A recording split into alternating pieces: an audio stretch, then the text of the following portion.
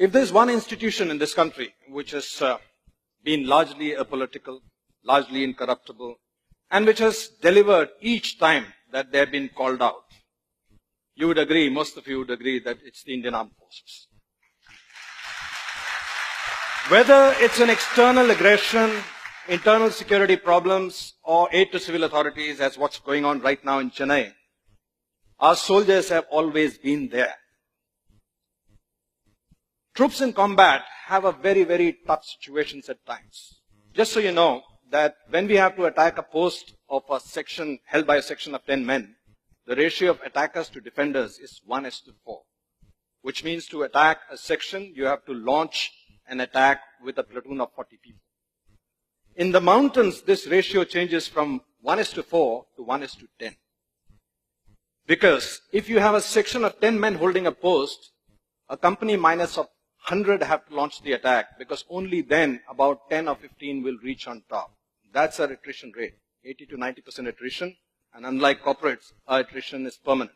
Like most mistakes in the army, our mistakes come home in body bags. So when these 100 men are lined up and they're looking to the right and their left, they know that out of the 100 here who begin the assault, only a handful will see the end of that day. Most of them would be dead, and many of them would be worse than dead, handicapped, amputees. And yet, they will write their last letters to their families, to their parents, to their unborn children at times. They will heft their battle packs, cock up their rifles, roar the war cry of their Paltan, and they will launch that attack.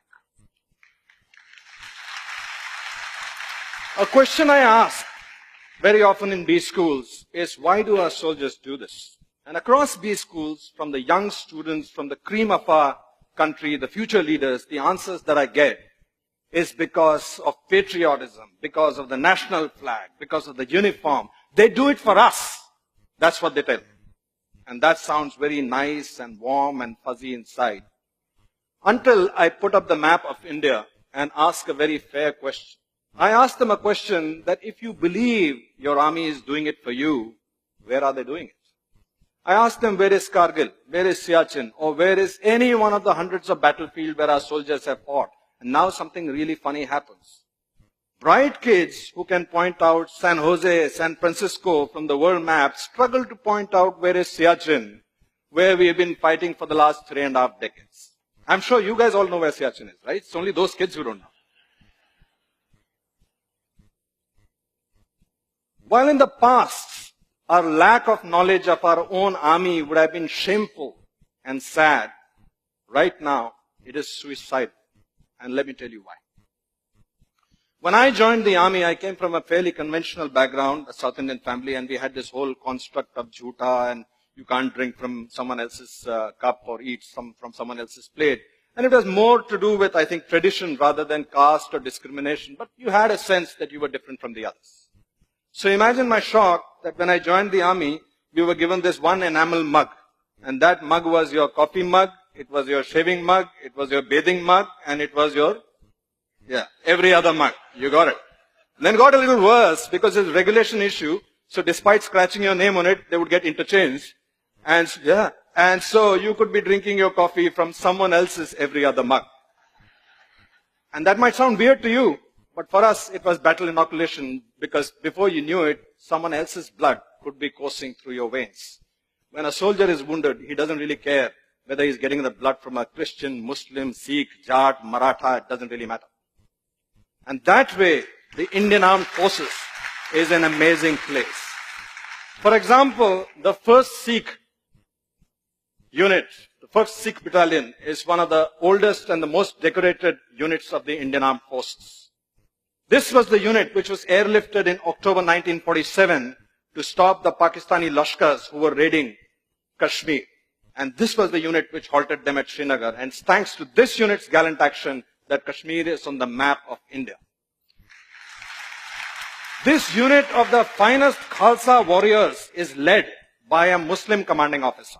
And he leads them not only in battle, not only in exercises, he leads them in the Gurbani every day in the Gurdwara. Or take the case of Trija. In 1965 operations, they were tasked for one of the most difficult tasks, which was the capture of a location called Dogra. And that battle has gone down in the annals of Indian history as one of the most tough battles ever fought, because it was street to street, room to room, hand to hand. But Dogra was so pivotal for that operation that when their Anglo-Indian commanding officer, Lieutenant Colonel Desmond Hayes, spoke to his men and explained to them the importance of that particular objective, he told them that we have to be in Dogra by nightfall, dead or alive. And after giving them the briefing, he asked his Jat troops in his clipped Haryanvi, "Susre, aaj raat ko 3 Jat kahan hogi?" And the troops shouted back, "Dogra, Dogra." He wanted to make sure that the troops understood that the mission was larger than the leader. And then he asked them, "Oh Susre, agar Sio Saab ne goli lagi, to phir kya karoge?" And without batting an eyelid, the senior JSO shouted back, "Saab ji, agar Sio ne goli lagi, to kandhe pe taan ke le jayenge, lekin rukenge Dogre jaake." And that night, in that operation, 3 Jat, consisting of Jat troops under an Anglo-Indian commanding officer, took back Dogra not once but twice, winning 3 Mahavir Chakra, 4 Veer Chakras, and 7 Sena medals in one single operation.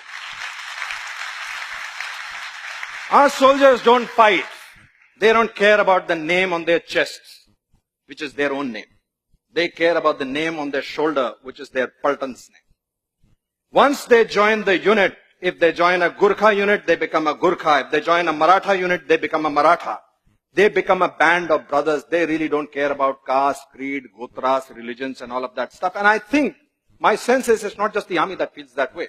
Some of you may remember in 1992, in Parwano, in the timber trail, there was this cable car which broke. And it was dangling by a cable. And there were many souls who were trapped inside it, and they were going to plunge to certain death.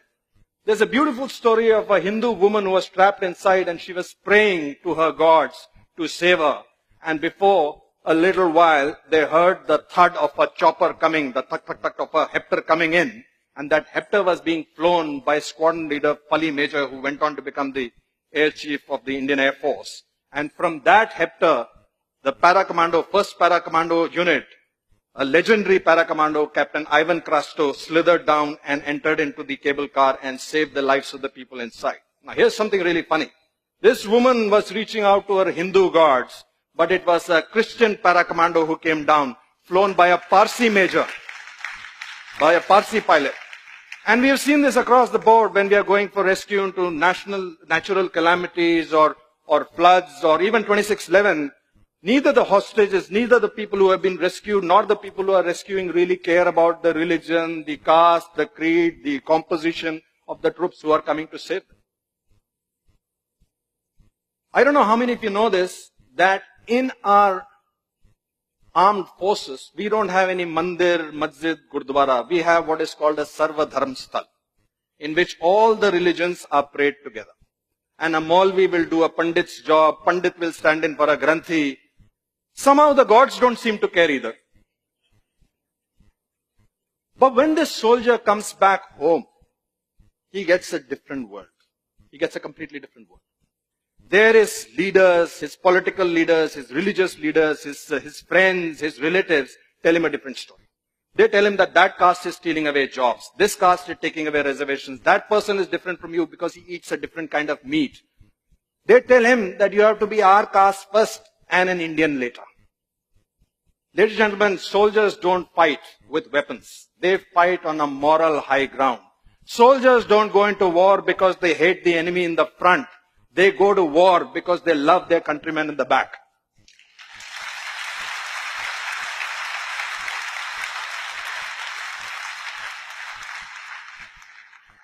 Leaders across spectrums have their own agendas. Some people want to win elections, some people want to get more power, and some people genuinely want to do good for their own communities. But we, as citizens, have to realize one thing. That even as I'm speaking to you right now, standing over here, from Kanyakumari to Kargil, there are soldiers who are deployed in every kind of situation. Right now, as I speak to you, there is a captain out there in Siachen Glacier who is already battling three fronts. He has got a front of a very determined enemy. He has got a front of a very horrible weather which claims lives almost on a daily basis. And he is battling the front of the nonsense going on in Delhi with Jantar Mantar, with veterans fighting the government, government fighting the veterans. I beg of you, let's not open a fourth front for him.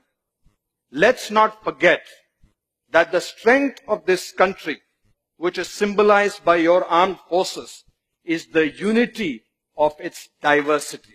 Let's not forget that. Jai Hind. Jai Hind. Thank you. Thank you. Thank you.